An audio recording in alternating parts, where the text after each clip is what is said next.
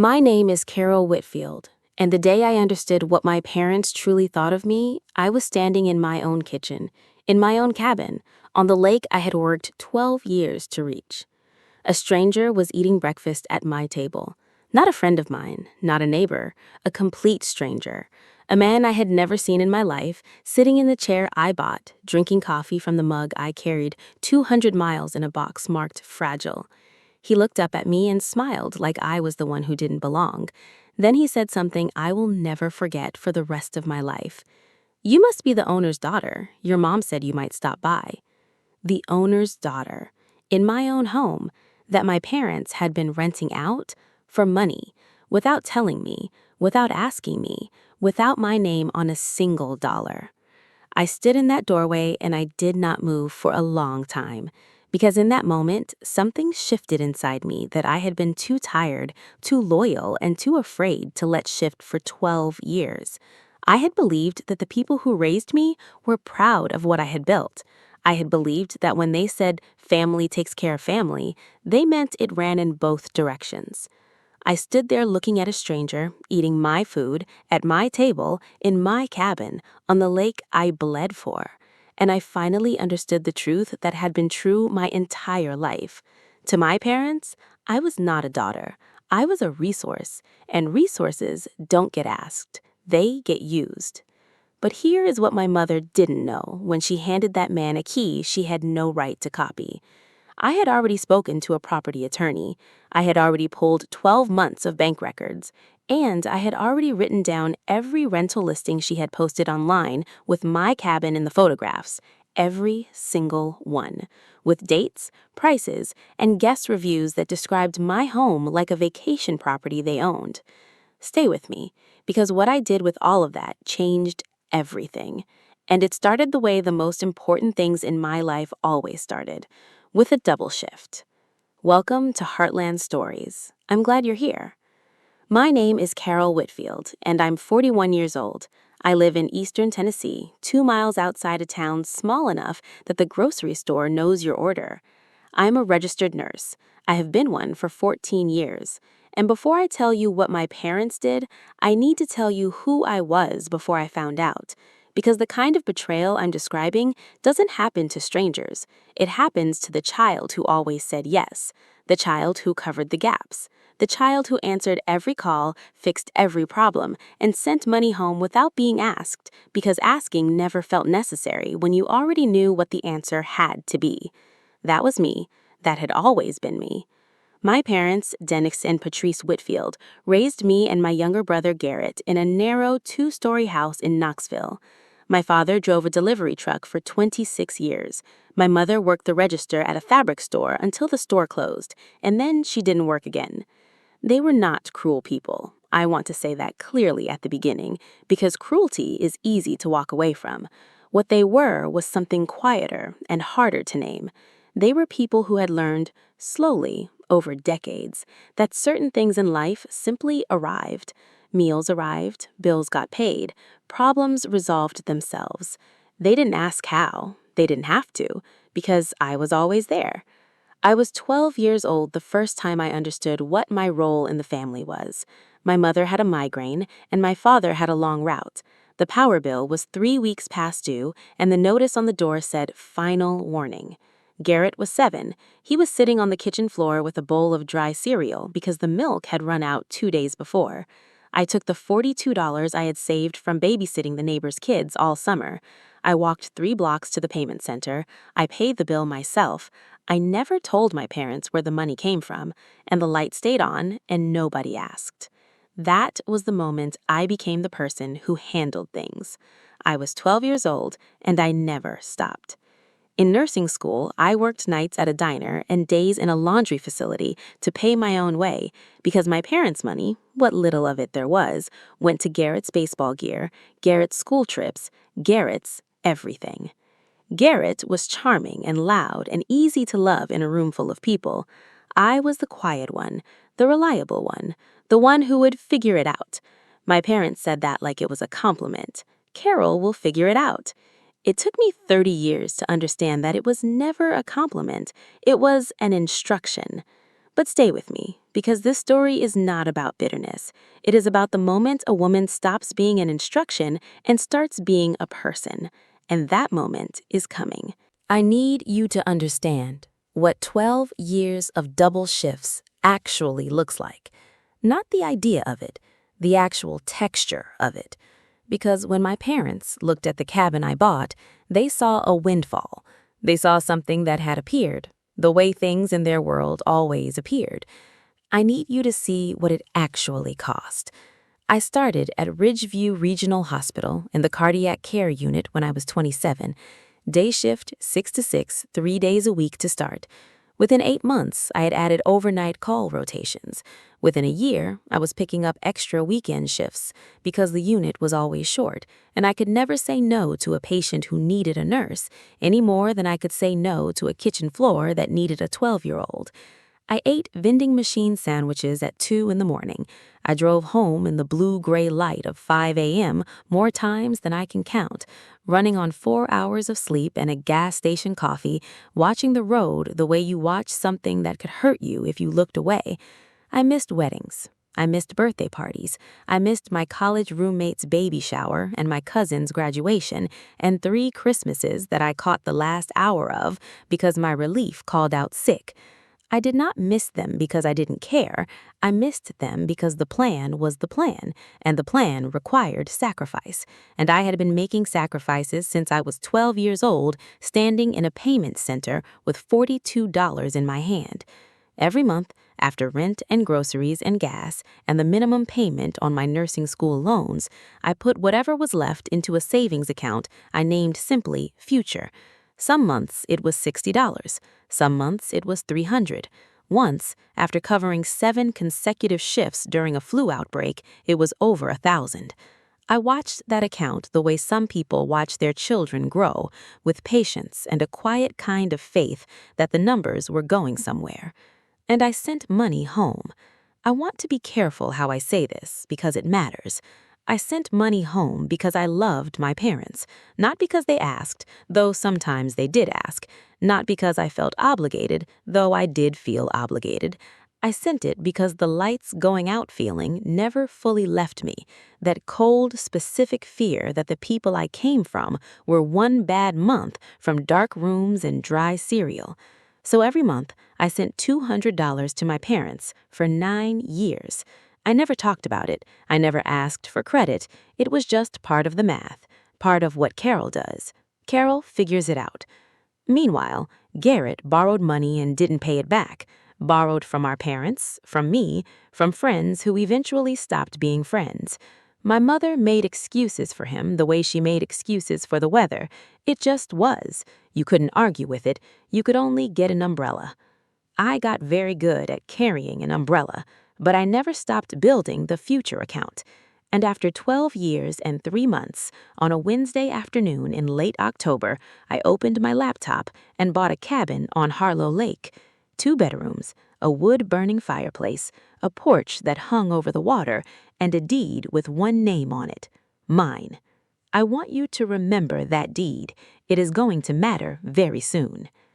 If you have never stood on a porch over still water in the early morning, I am not sure I have the words. I will try anyway. Harlow Lake sits in a valley between 2 ridges in eastern Tennessee.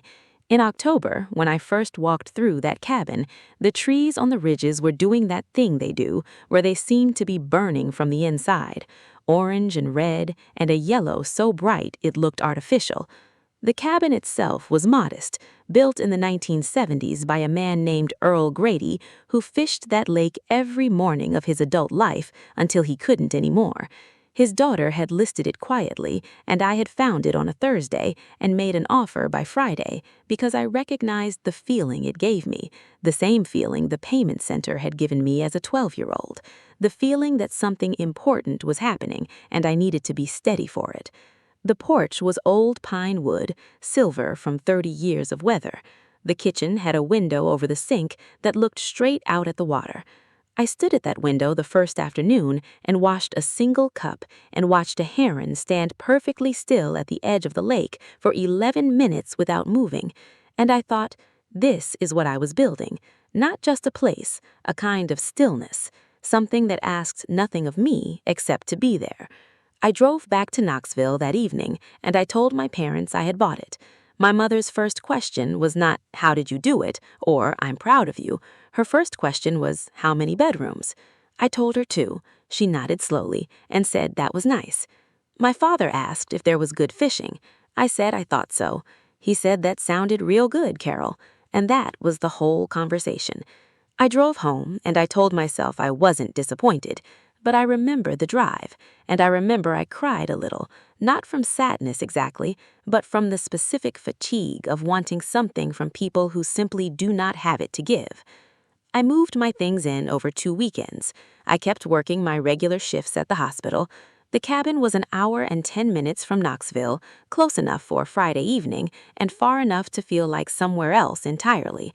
I went as often as I could, and every time I unlocked that door and walked inside, something in my chest loosened, just slightly, just enough.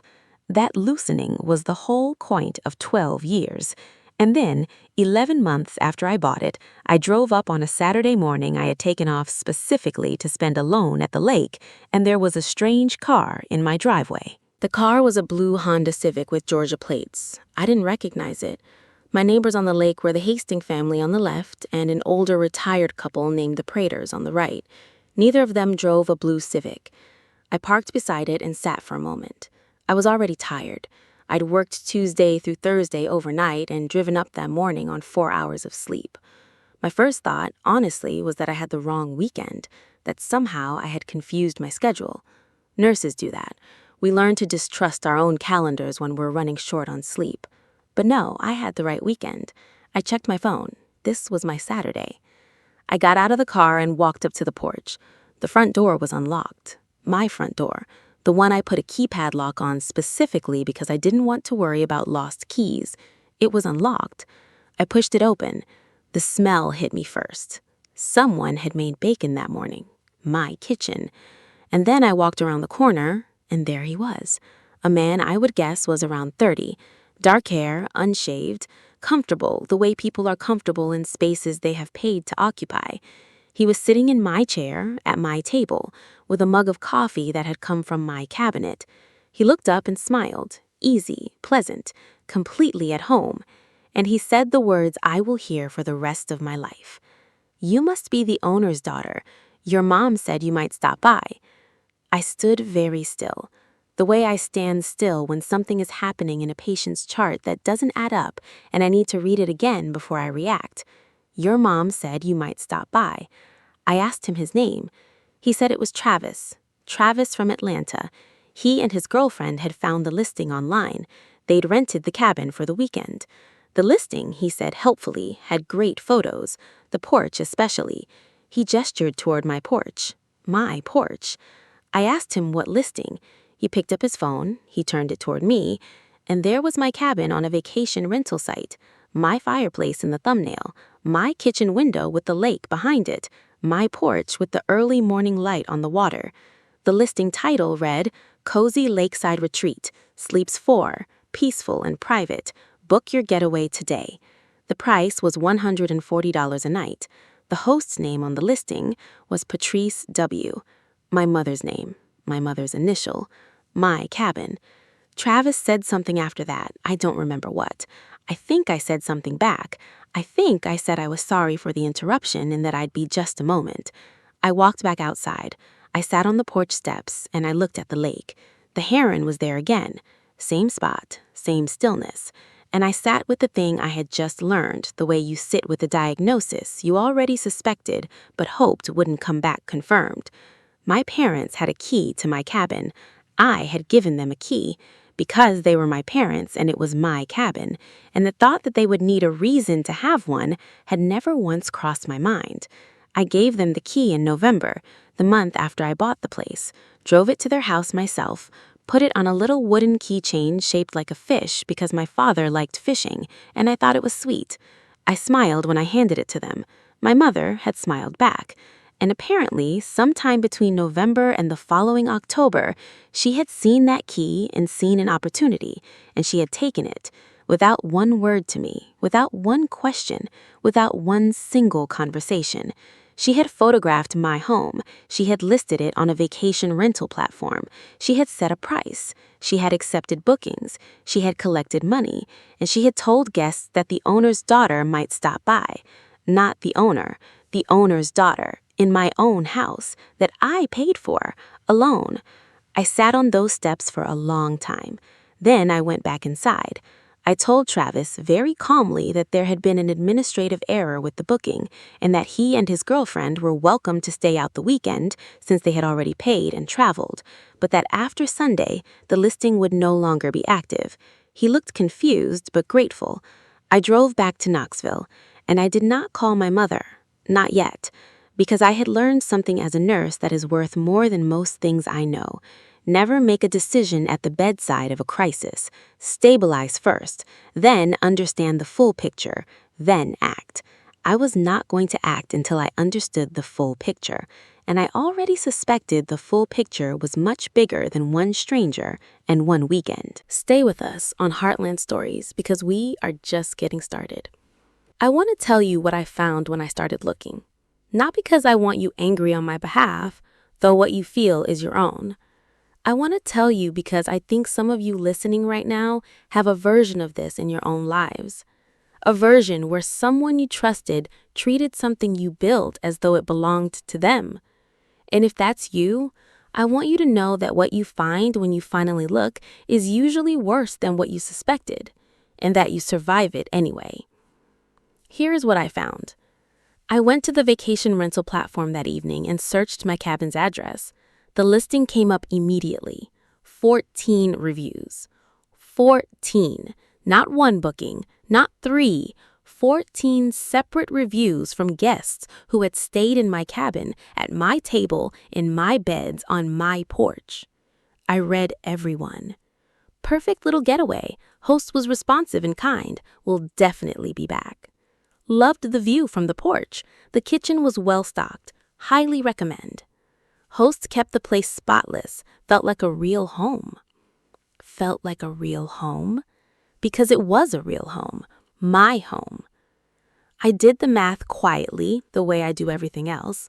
$140 a night at 14 reviews over roughly 11 months, with bookings averaging 2 to 3 nights based on the check-in dates listed in the reviews. Conservative estimate, $6,000 to $8,000, possibly more. My parents had made, at minimum, $6,000 from my cabin. Money I had never seen, money I had never been told about, money that had been collected in my mother's name from strangers sleeping in my sheets. I closed the laptop. I opened it again. I screenshotted every review, every listing photo, every listed date. I went to the platform's booking history and requested a report as the property owner because my name was on the deed, and that meant I had rights the platform was legally obligated to respect. It took 3 days and one firm email to their support team, but they sent it. 41 bookings over 11 months. 41. At an average of $140 for an average of 2.4 nights. I got a calculator. $13,728. $13,000. Generated from my property, deposited to an account that was not mine. I sat with that number for a long time. $13,000 was more than 5 months of my take-home pay after taxes and loan payments. $13,000 was the equivalent of almost 2 years of the money I had sent home to my parents every month. $13,000 and not a single conversation, not a text, not a mention on Sunday dinner, not a note, nothing. There is a word for what my mother had done with my property without my knowledge or consent. The word is not misunderstanding. The word is not oversight. But I am getting ahead of myself, because before I did anything with what I had found, I needed to make one phone call. Not to my mother, to my father. My father answered on the 3rd ring the way he always did, a little out of breath, like he'd been walking from somewhere. "Carol," he said. I kept my voice level, the way I keep it level when I ask a patient to tell me where it hurts. I asked him if he knew about the cabin rentals. Silence. Not the silence of someone who didn't understand the question, the silence of someone who had been waiting to be asked it. That silence told me everything before he said a single word. "Your mother handles things like that," he said finally. I asked him what things. He said, "The extra money stuff." I asked him if he knew whose cabin it was. He said, "Of course he did, Carol, don't be like that." I asked him to tell me. He went quiet again. Then, in the tired voice he used when he was ashamed of something but couldn't quite say so directly, "It's yours. I know it's yours." That's all he said. "It's yours." Not, "I told her not to," not, "I tried to stop it," not, "I didn't know," just, "I know it's yours," which meant he had known and done nothing. And that told me something about my father that I had always half known and never let myself fully see. He was not a cruel man. He was a man who had spent 40 years choosing the path of least resistance, who had let his mother make decisions he didn't like because confronting her was harder than staying quiet, who had watched his daughter work double shifts for 12 years and smiled at Christmas and said, "That sounds real good, Carol," when I told him about the cabin, and then went home and said nothing when his wife listed that cabin online and started collecting checks. I told him I needed him to come to the cabin the following Saturday, him and my mother both. He asked for what? I said there were some things I needed everyone to understand at the same time. He asked if everything was okay, and for the first time in my life, I gave my father an honest answer. "No, Dad," I said, "it isn't." He didn't say anything after that, and I didn't try to fill the silence for him because I had spent 41 years filling silences that weren't mine to fill. I hung up and I called someone else. A property attorney named Rebecca Marsh, whose card was sitting in a drawer since I bought the cabin because my real estate agent told me to keep it, and I was the kind of person who kept things she was told to keep. Rebecca answered herself. No receptionist, just her voice, clear and unhurried, like a woman who had seen enough to stop being surprised. I told her what I had. She listened without interrupting. When she finished, she asked me 3 questions. "Is your name the sole owner on the deed?" "Yes." "Did you give anyone written permission to rent the property?" "No." "Do you have records of the bookings and the amounts collected?" "Yes." She was quiet for a moment. Then she said, "Carol, what you're describing is unauthorized use of your property for commercial purposes, which in Tennessee falls under a very clear legal framework." She said she could have a letter drafted within 48 hours. A letter that laid out exactly what had occurred, exactly what my rights were, and exactly what the consequences of continued unauthorized use would be. Not a threat, she said, a document. Facts with my letterhead on them. She said, "Sometimes people argue with a daughter. Nobody argues with a lawyer's letter on formal stationery." I told her yes, please, and thank you. And then I made one more call to my brother Garrett. If you're new to Heartland Stories, welcome. We tell the stories of ordinary women making extraordinary choices. Hit subscribe and stay with us, because the Saturday morning I'm about to describe is one I have never fully told anyone. My brother Garrett is 37 years old and has the energy of a man for whom consequences have always been optional. Not because he is a bad person at his core, because he has never once in his life had to live with an uncushioned consequence. Every time the floor came up to meet him, someone soft was already there, usually my mother, sometimes me. He answered on the first ring, which told me he'd been expecting my call. "Sis," he started. I stopped him. I told him I wasn't calling to fight. I told him I was calling because he was going to be at the cabin on Saturday, and I wanted him to hear from me directly what was going to happen so he wasn't blindsided. He asked what was going to happen. I told him I was going to lay out the records in front of our parents. Everything. The booking history, the income, the legal letter from my attorney. And I was going to make it clear that the rental listing was being taken down immediately and permanently. That any future unauthorized use of my property would be treated as trespassing, and that I would be taking legal steps to recover the income that had been generated from my property without my consent. The line went very quiet.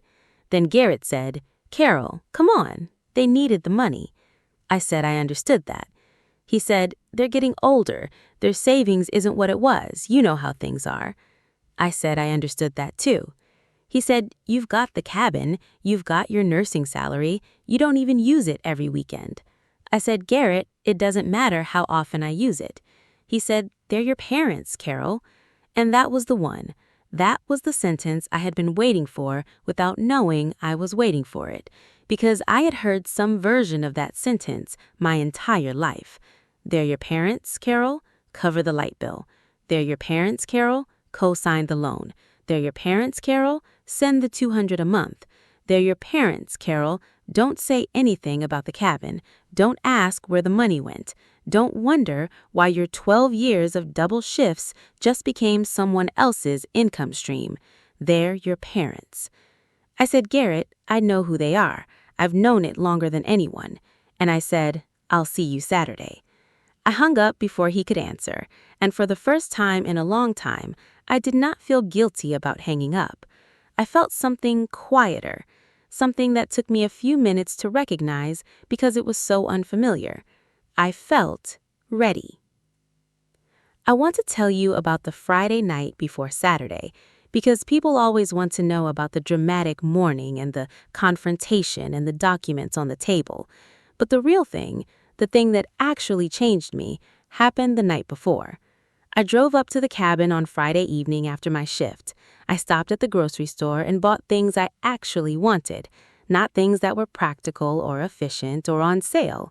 Things I wanted: a good bottle of wine, a wedge of sharp cheddar, a box of crackers, apples from a bin by the door, a candle that smelled like cedar and wood smoke. I got to the cabin at 7:30. I changed the keypad code. I made myself dinner. I sat on the porch with the wine and the cheese and the apples and the candle burning inside behind me, throwing a warm square of light out onto the old pine boards. And I sat with my lake. The water was perfectly flat. The ridgeline was black against a dark blue sky. I could hear the sound of something small moving through the reeds near the bank. And I thought about the 12 years, not with bitterness, with something more like wonder. Because standing where I was standing, I could see the whole shape of it. Every double shift, every vending machine sandwich at 2 in the morning, every birthday party I missed, every month of $200 sent home, every $42 walked to a payment center by a 12-year-old who just wanted the lights to stay on. All of it had led here, to this porch, to this water, to this stillness that nobody had given me, that I had built alone. And I thought, they could list it on every website on the internet, and they could collect every dollar a stranger ever paid, and they could hand out copies of that key to everyone they knew, and they still could not take what the cabin actually was. Because what the cabin actually was proof. Proof that I had done it, that I had stayed steady for 12 years while the people around me drifted and borrowed and made excuses.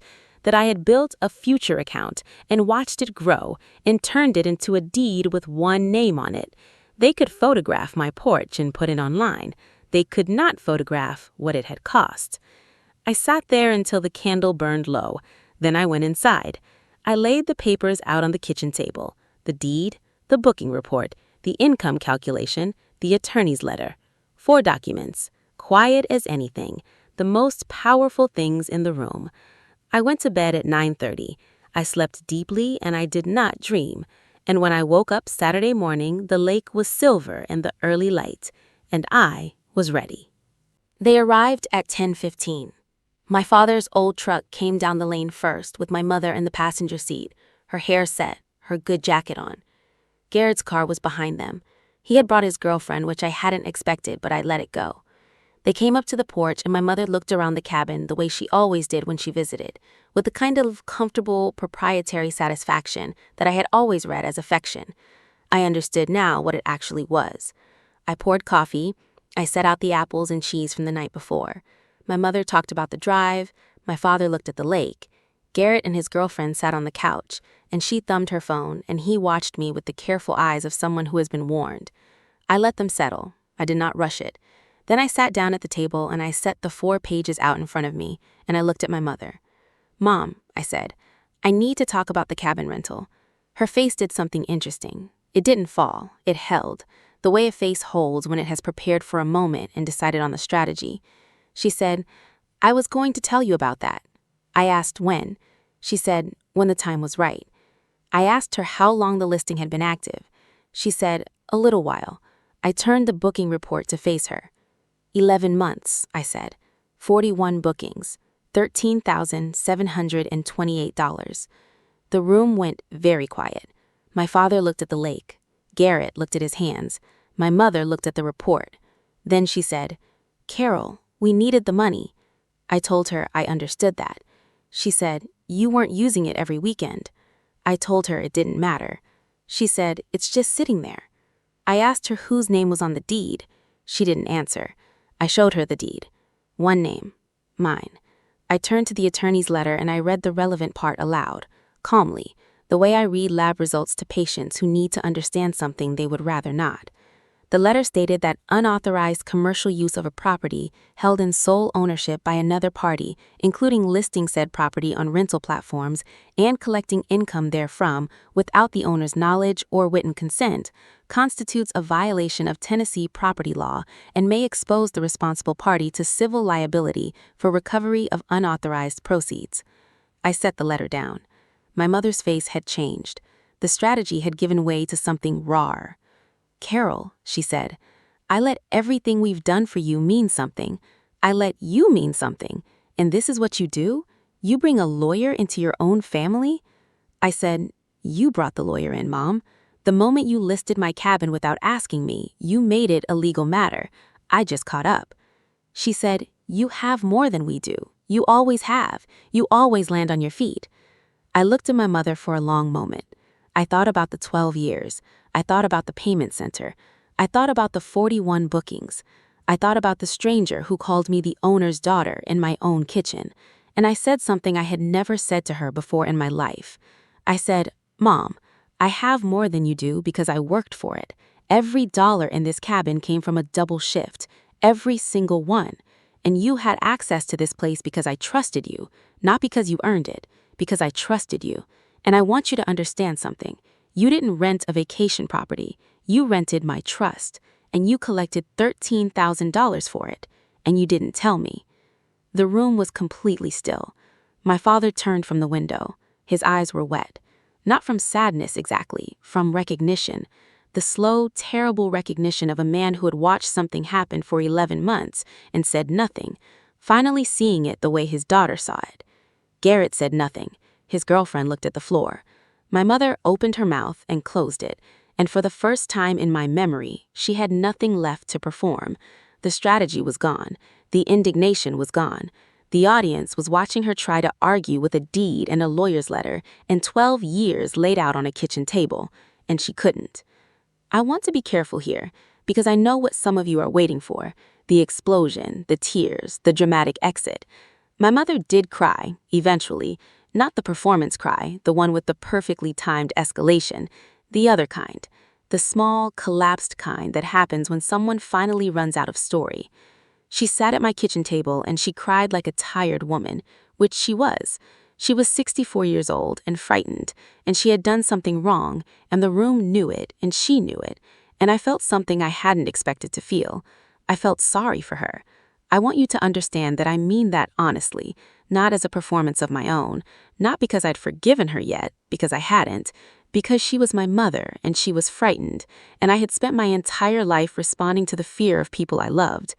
I let her cry for a while, then I spoke. I told her the rental listing was already suspended. I had contacted the platform 2 days earlier, provided proof of sole ownership, and had the listing deactivated. It would not be going back up.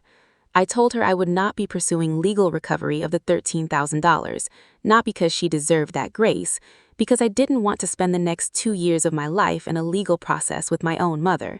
I was already tired. What I would be doing, I said, was changing the keypad code on the cabin, which I had already done, and that going forward, access to the cabin would require a conversation with me first, not a text, not an assumption, a conversation. I looked at my father. I told him, "That goes for both of you."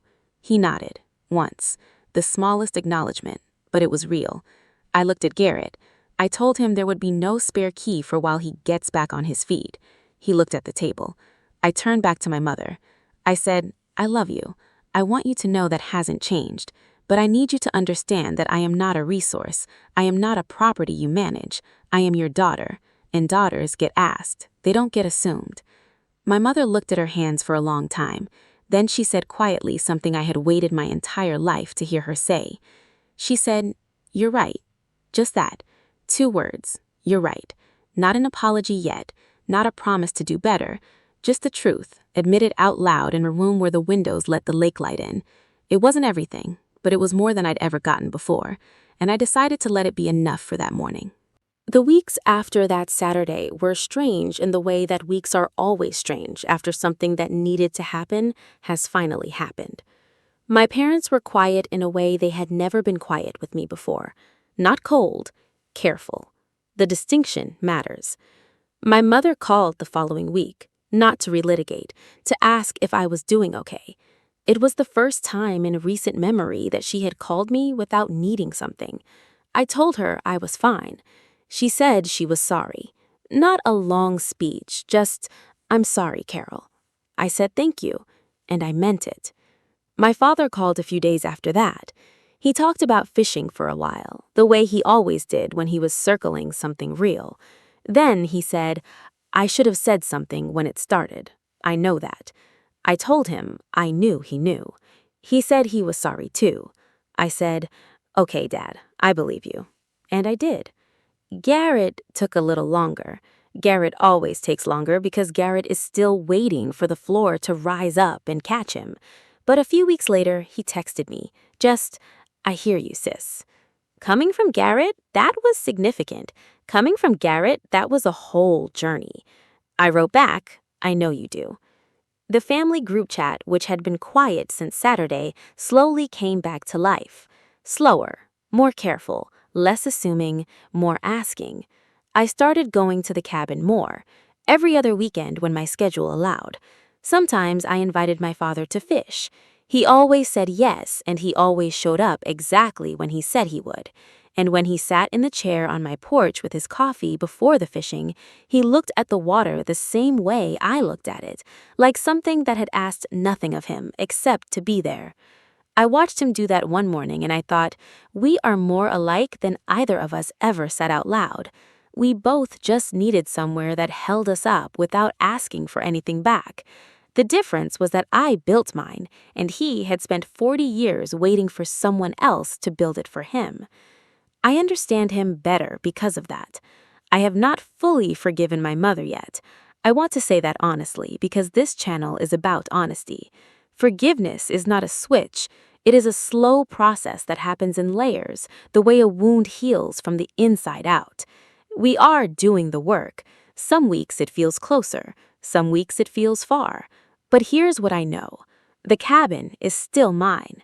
The deed still has one name on it, and every morning I drive up that lane and unlock that door and stand at the kitchen window with the lake behind the glass. I am reminded that nobody gave me this. Not my parents, not Garrett, not anyone. I built it, one double shift at a time. And the truest revenge I ever took was not the documents on the table. It was this, that I am still here. Still standing at that window, still watching my heron, still at peace in the only space I have ever owned that asked nothing of me. They tried to turn it into a transaction. They failed, because what it was to me, what it had always been to me, could not be rented out, could not be listed online, could not be photographed entitled Cozy Lakeside Retreat and sold to a stranger for $140 a night. It was mine in a way that had nothing to do with the deed. It was the proof of 12 years, and proof doesn't transfer. I want to leave you with something before I go, because if you have listened this far, you are probably carrying something of your own. Maybe it's not a cabin. Maybe it's time you gave that was never given back. Energy you poured into people who poured it out on the ground. Trust you handed over like a key on a little wooden keychain shaped like a fish because you thought that's what family meant. I want you to hear this. The thing you built, whatever it is, with whatever you had through however many double shifts, in whatever form those shifts took in your life, is yours, not theirs, yours. And the people who take from you without asking are not taking it because they don't love you. They're taking it because nobody ever showed them there was a cost. You are allowed to show them, quietly, with documents if necessary, with the changed keypad code if necessary, with the simple, firm, loving truth that you are a person, not a policy, and that people get asked. That is not cruelty. That is the overdue accounting that everyone who has ever been the one who figures it out eventually deserves to give. The heron is still at the lake. I see it every time I go. It stands at the edge of the water for 20 minutes without moving, patient and still, and completely certain of where it belongs. I have learned something from that bird. You can stand in your own life, still, patient, and absolutely certain, and you don't have to explain yourself to anyone while you do it. That's my story. 12 years, 1 deed, 4 documents, and a Saturday morning by the water. If someone you know is carrying this kind of quiet weight, share this with them today. And if you know what it feels like to be the one who always figures it out, leave a comment. We read every single one. Thank you for being here at Heartland Stories. I will see you in the next one. Take care of what you built. You earned it.